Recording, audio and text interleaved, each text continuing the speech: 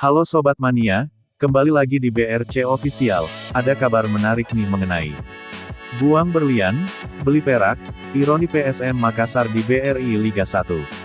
Seperti membuang berlian, lalu membeli perak. Begitulah kondisi PSM Makassar saat ini yang berani membuang pemain terbaik Liga 1 musim lalu, Wiljan Pluim dengan mendatangkan playmaker baru Zé Paulo Oliveira. Dilansir dari detik.com, Aksa Mahmud pernah memberi ungkapan yang kontroversial saat mengeluarkan mantan kapten PSM Makassar itu. Ia mengatakan, "Saya sudah kasih keluar Wiljan Pluim dari PSM. Pluim sudah tua, tidak bisa lari toh, coba lihat. Saya sudah minta ke manajemen untuk cari pengganti yang lebih muda dan lincah." Begitulah kira-kira. Pernyataan itu jelas bukan hanya menyakiti hati Pluim, tetapi juga menyakiti hati para supporter. Bagaimana tidak, Pluim yang sudah membawa PSM Makassar juara Piala Indonesia dan Liga 1, seolah tidak mendapat perilaku yang sesuai dengan pengorbanannya untuk klub. Pluim bahkan telah dianggap ikon untuk klub yang didirikan pada tahun 1915 itu. Pluim yang begitu cintanya ke PSM, nyatanya hanya bertepuk sebelah tangan. Jelas, manajemen PSM di sini yang menjadi sorotan. Pasalnya, pembelian pemain asing musim ini nyaris tidak mampu memberi hasil yang memuaskan. Dan fakta yang terjadi sekarang, bukannya menggantikan Pluim dengan pemain lebih baik, justru menggantikannya dengan pemain yang tidak memiliki pengaruh apapun di tim PSM Makassar. Pluim yang diboyong Borneo FC malah menggila bersama klub pesut etam itu. Dari total 10 laga yang dimainkan Pluim, ia telah berhasil mencetak 3 gol dan 1 assist. Ia saat ini menjadi pemain yang banyak memberikan umpan-umpan kunci untuk Borneo FC. Borneo FC sampai saat ini telah menjadi pemuncak klasemen Liga 1 dengan perbedaan poin yang sangat jauh dari pesaing-pesaingnya. Pluim menjadi pemain istimewa di klub barunya. Menjadi pemain penting dan pengatur serangan bagi Borneo FC. Sangat berbeda dengan Zé Paulo yang baru memainkan 8 laga dan tidak satupun gol maupun assist yang diberikan. Zé Paulo bahkan hanya bisa memanaskan bangku cadangan. Kalah saing dengan Kenzo Nambu yang menjadi top skor PSM dengan torehan 13 gol. Jelas, pembelian Zé Paulo bisa dikatakan sebagai pembelian gagal.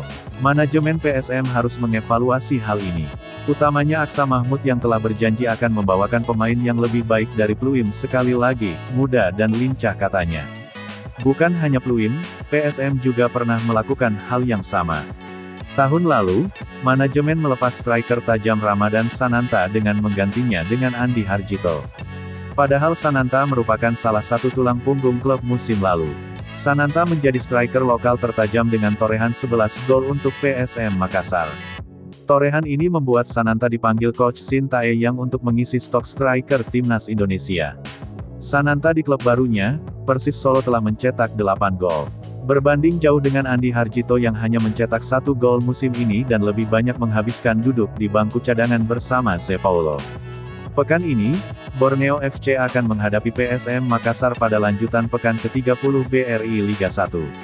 Laga yang tentunya sangat emosional bagi Pluim sebab akan menghadapi mantan rekan setimnya.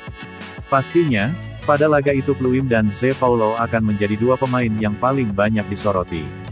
Pluim yang akan membuktikan ke manajemen PSM bahwa dia belum habis. Sementara Zé Paulo akan membuktikan diri bahwa dia layak menjadi punggawa Juku Eja.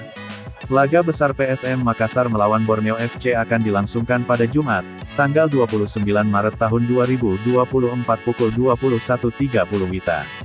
Laga tersebut akan dimainkan di Stadion Batakan, Balikpapan dan akan disiarkan langsung oleh Indosiar. PSM Makassar sebagai klub kebanggaan tanah Sulawesi Selatan telah memiliki nama besar di kancah nasional maupun internasional. PSM Makassar bukanlah klub yang baru seumur jagung di persepakbolaan Indonesia. Sebagai klub tertua di Indonesia dan sebagai klub yang paling sering berkompetisi di Asia, tentulah harus menjadi tim yang kompetitif. Tim yang kompetitif tak lepas dari bagaimana manajemen mengelola klub, bagaimana kualitas pemain, dan bagaimana dukungan supporter terhadap klub kebanggaannya. Nah itu dia sobat untuk update kabar hari ini. Bagaimana pendapat kalian sobat? Tulis pendapat kalian di kolom komentar ya sobat, dan jangan lupa like, komen dan subscribe.